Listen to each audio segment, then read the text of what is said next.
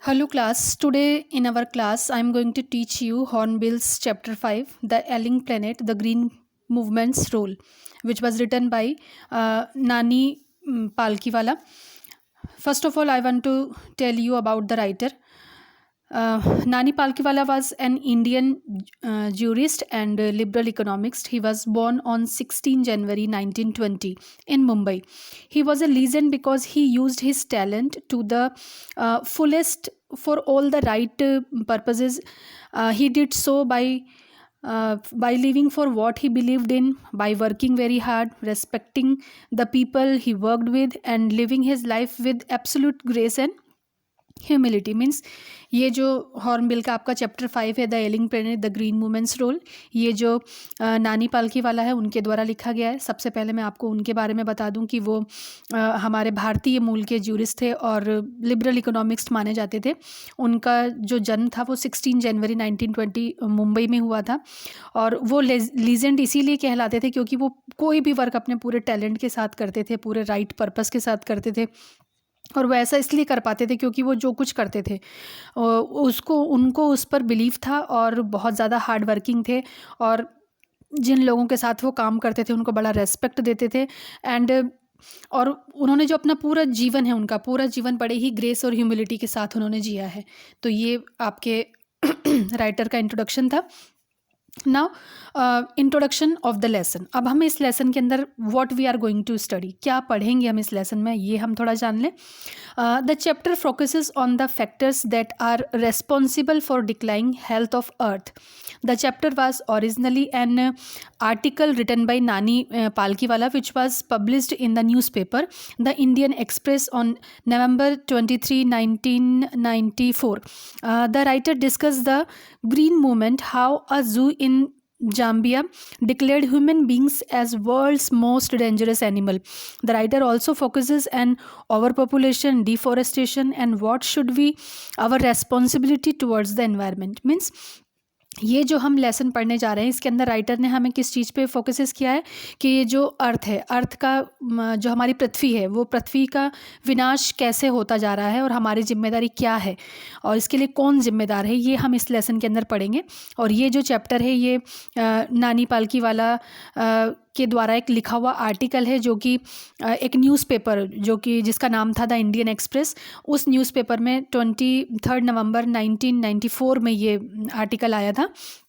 और जो राइटर है वो हमारा जो ध्यान है वो ग्रीन मूवमेंट की ओर ले जाता है और बताते हैं कि किस तरह जाम्बिया के अंदर एक जू था, उस जू के अंदर ये डिक्लेयर कर दिया गया था कि world's most danger animal human beings, कि जो मानव है वो सबसे ज़्यादा खतरनाक जानवर है. The writer also focuses on over population, deforestation and our responsibility towards them. इसके साथ साथ वो ये भी बताते हैं कि कैसे ओवर पॉपुलेशन जो मतलब जनसंख्या बढ़ी तो उसके क्या दुष्परिणाम निकले, डिफॉरेस्टेशन मीन्स जंगलों को जो काट दिया गया तो उसके क्या परिणाम निकले और हमारी क्या रेस्पॉन्सिबिलिटी बनती है, ये हम सब कुछ इस लेसन के अंदर पढ़ेंगे. So let is start with the explanation. Here is the first page.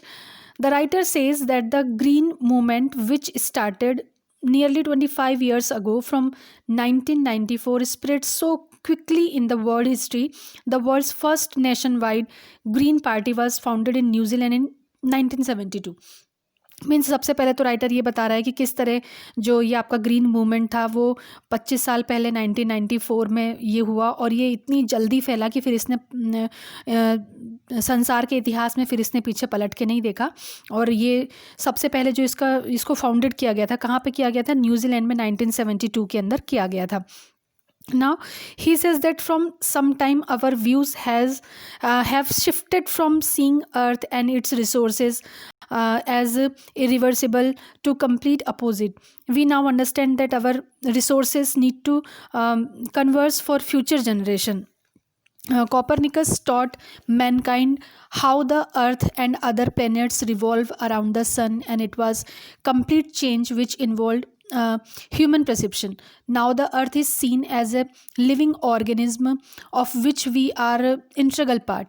Earth has its own metabolism and vital needs which humans should respect and preserve. Means अब यहाँ वो क्या कहना चाह रहा है कि he says that from sometimes our views have shifted from seeing earth. मतलब हम ठीक है, हम पृथ्वी को बहुत पहले से जानते हैं और हम कई बार हमारे व्यूज़ बदल जाते हैं और हम मतलब ये नहीं जान पाते कि जो पृथ्वी के जो रिसोर्सेज हैं वो एक बार ख़त्म हो जाएंगे तो हम उसको दोबारा नहीं हम उसको पा सकते।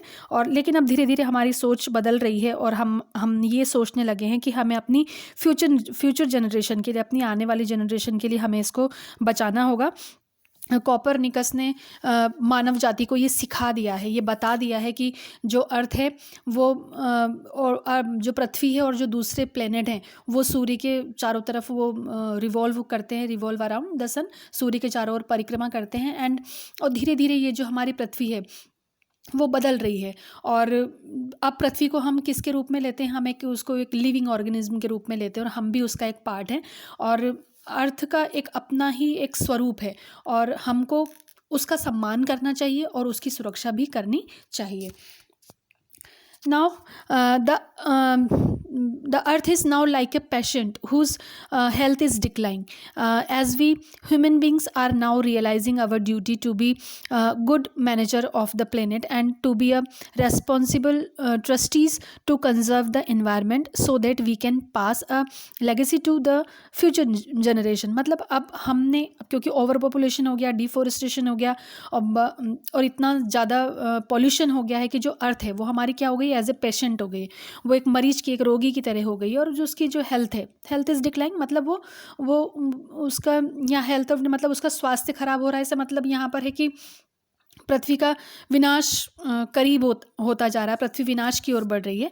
और हम जो ह्यूमन बीइंग हैं, हमारी ड्यूटी बनती है कि हम उसके प्रति रेस्पॉन्सिबल बने और अपने एनवायरनमेंट को हम कंजर्व करें।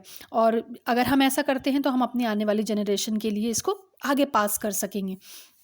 So, sustainable development was popularized in the year 1887 by the World Commission on Environment and Development.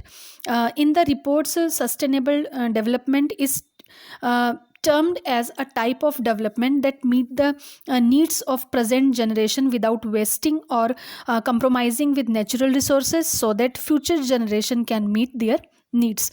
मतलब अब जो सस्टेनेबल डेवलपमेंट की जब अगर हम बात करते हैं तो ये कौन से ईयर में स्टार्ट हुआ, ये 1987 के अंदर वर्ल्ड कमीशन की एक रिपोर्ट आई थी, वहाँ से ये चीज़ बाहर निकल के आई कि उसका विकास कैसे होगा। और इस रिपोर्ट के अंदर ये बताया गया कि सस्टेनेबल डेवलपमेंट क्या है। सस्टेनेबल डेवलपमेंट एक जो भी हमारे जो नेचुरल रिसोर्सेज हैं उसको हम बिना वेस्ट करें और बिना कंप्रोमाइजिंग हमको वो रिसोर्स मिले, और केवल हमें ही नहीं मिले बल्कि हम अपनी आने वाली जनरेशन को भी उसको दे सकें, वो अपनी ज़रूरतों को पूरा कर सकें। ये सस्टेनेबल डेवलपमेंट की रिपोर्ट थी।